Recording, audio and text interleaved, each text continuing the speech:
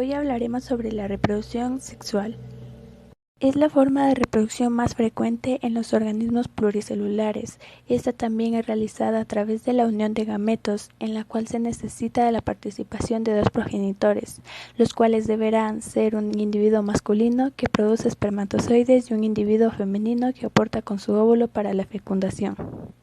Esta reproducción se desarrolla en etapas.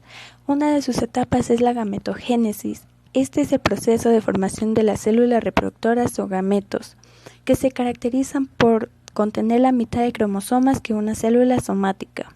Si el número de cromosomas de una célula somática se denomina dotación diploide y se representa con 2N, el de un gameto recibe el nombre de haploide y se representa N. El número de cromosomas es característico de cada especie. Su siguiente etapa es la fecundación. Esta es la unión de gametos para formar una célula nuevamente diploide o también conocida como 2N y recibe el nombre de célula huevo o cigoto. Su tercera etapa es desarrollo embrionario. Son la mitosis sucesivas del cigoto hasta transformarse en un individuo semejante a los progenitores. También hablaremos hoy de la isogamia. Esto quiere decir que cuando todos los gametos generados por los individuos de una especie son iguales entre sí. En la anisogamia, los gametos presentan diferente tamaño, los femeninos son mayores y se llaman macrogametos y los masculinos son menores y se llaman microgametos. También, finalmente, en la oogamia, los gametos son de diferente tamaño y forma. Su nombre varía según se trate de la especie vegetal o animal. También la gametogénesis tiene lugar a partir de células precursoras presentes en los organismos sexuales. Estas células también son llamadas células madres o precursoras de gametos. Estas entran en división por mitosis y dan lugar a los gametos por meiosis. También, la meiosis, este es un proceso de división celular reduccional, ya que las células hijas tienen la mitad de la dotación cromosómica de la célula madre. La meiosis también consta de dos divisiones en la primera. Se separan los cromosomas homólogos, reduciéndose el número de cromosomas a la mitad, y la segunda división es muy similar a la mitosis. En esta, los organismos que solo producen un tipo de gametos reciben el nombre de unisexuales. Estas se diferencian entre machos y hembras que pueden ser morfológicamente parecidos o presentar diferencias externas considerables. Los organismos que producen ambos tipos de gametos son llamados hermafroditas. El proceso de reproducción sexual es el proceso por el cual los organismos generan más organismos de su tipo. Por ejemplo, en el proceso de reproducción humana participan dos tipos de células sexuales o gametos, el gameto masculino o espermatozoide y el gameto femenino, o también llamado óvulo, los cuales se unen en el sistema reproductor femenino para formar vida. Proceso de reproducción humana. El proceso de reproducción permite la creación de otros seres vivos mediante esta función. Aparato reproductor femenino. Podemos diferenciar los ovarios, trompas de falopio, útero y vagina. Los ovarios son los encargados de producir óvulos. Sin estos, la mujer no podría quedar embarazada. Aparato de reproductor masculino. Por otra parte, podemos encontrar en el aparato reproductor masculino, por un lado, los testículos y por otro el pene. Los testículos son los encargados de producir los espermatozoides. ¿Cómo se produce? El primer paso de todo es la fecundación. Esto consiste en la unión de un espermatozoide, creado en los testículos del hombre, con un óvulo creado en los ovarios de la mujer. Esta unión se produce en el interior del cuerpo de la mujer, exactamente en las trompas de falopio. El semen que se produce en el hombre tiene una gran cantidad de espermatozoides. Estos conducen por la vagina de la mujer, después siguen por el útero hasta llegar a las trompas de falopio. Más de 200 millones de espermatozoides son expulsados y uno solo será capaz de atravesar el óvulo y así conseguir fecundación.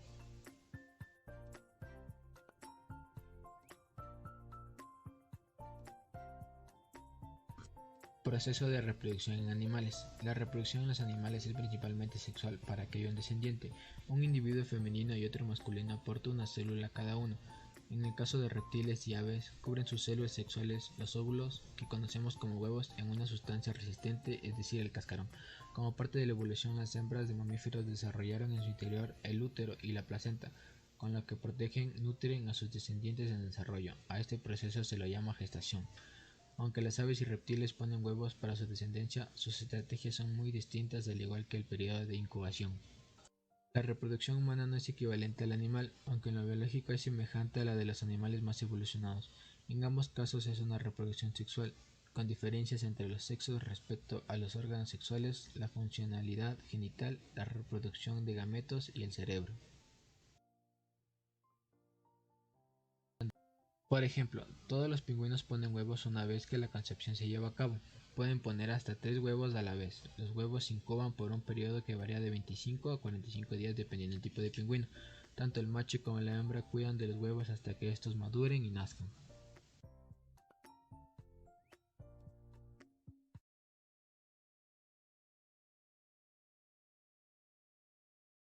Los órganos sexuales femeninos. En los órganos sexuales internos encontramos dos ovarios, las trompas de falopio, el útero y la vagina. En los órganos sexuales externos encontramos el monte de Venus, los labios mayores, los labios menores, el clítoris, el orificio vaginal y el meato urinario. La función de los órganos sexuales femeninos externos en la función sexual son altamente sensibles a la estimulación erótica y en la reproductiva son los encargados de recibir a los espermatozoides y en el parto por la puerta de salida del bebé. En los órganos sexuales masculinos. En los órganos sexuales externos encontramos el escroto, el prepucio, el glande y el meato urinario. En los órganos sexuales internos encontramos lo que es la vejiga urinaria, el glande de Cooper, la próstata, el conducto deferente, la uretra, el cuerpo cavernoso o el cuerpo esponjoso y los testículos. En los testículos produce el espermatozoide en su interior.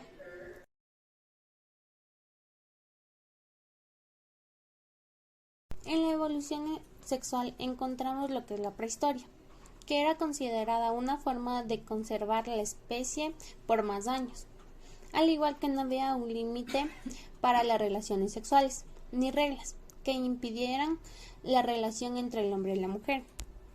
También encontramos lo que es la Edad Media, que se tomaba como una restricción. La única unión camal permitida era bajo el matrimonio y con el fin de procrear.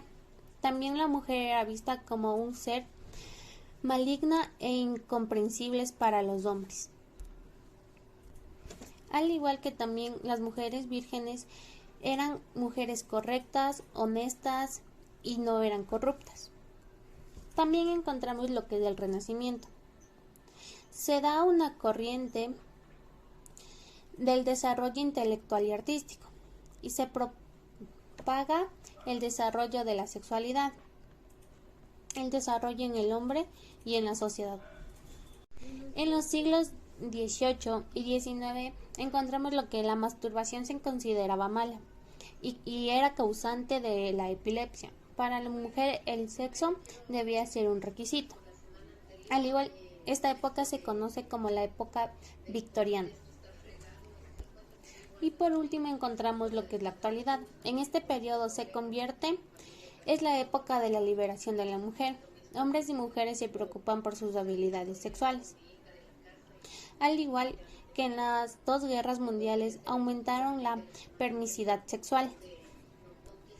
Y la mujer está en la misma escala del hombre.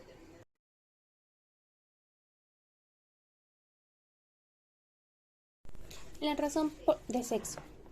Esto hace referencia a la proporción de machos a hembras en las poblaciones naturales.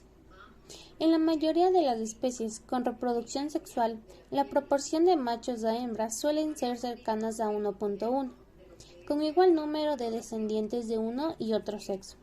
Y esto es resumido en el principio de Fisher. ¿Qué es el principio de Fisher?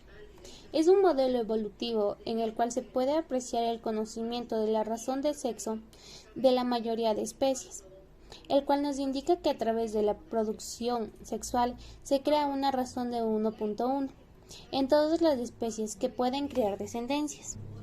La razón de 1.1 es conocida como un tipo de estrategia evolutivamente estable. En una población de individuos que siguen esta estrategia evolutivamente estable, esto es, produciendo números iguales de machos y hembras. Cualquier otra estrategia, que sería por ejemplo el 51% de hijos y el 49% de hijas, que produce una disminución de la aptitud, y así la estrategia sería desfavorable debido a la selección natural. Reproducción sexual indirecta. Esta reproducción se da cuando no existe ninguna interacción física de los gametos reproductores masculino y femenino. Un claro ejemplo en la vida humana tenemos lo que es la inseminación artificial. Existen dos tipos de inseminación artificial, la inseminación artificial conyugal y la inseminación artificial donante. Existen también tres métodos de inseminación artificial, la cual es la intravaginal, la cual se puede inyectar en el útero, en el cérvix y en la vagina. También tenemos el intracervical, que también se puede inyectar en el útero, en el cérvix y en la vagina. También tenemos la intratubárica, que ésta se inyecta en la trompa de falopio. La inseminación artificial consta de 5 procedimientos. Su primer procedimiento es la estimulación ovárica. Este es dar mantenimiento o diagnóstico al ovario. Su segundo procedimiento es la inducción de ovulación. Su tercer procedimiento es capacitación del semen. Este puede ser tratado, investigado y descongelado. También tenemos como cuarto procedimiento la inseminación artificial, que consiste en inyectar el semen en las trompas de falopio, cérvix, ovario o vagina. También tenemos el quinto procedimiento, que es el apoyo de la fase lútea. Esto quiere decir tratamiento después de la inseminación artificial y luego tendrán controles prenatales.